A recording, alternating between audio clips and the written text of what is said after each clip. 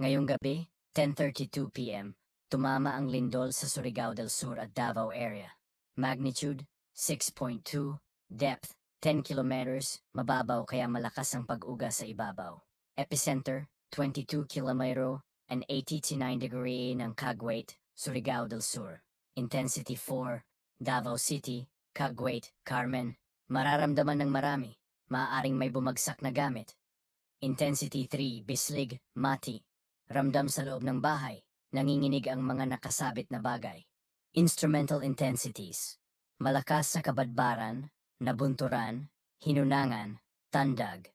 Katamtaman sa Digos, Gingoog, Surigao, Leyte, Sarangani. Mag-ingat at asahan ang aftershocks.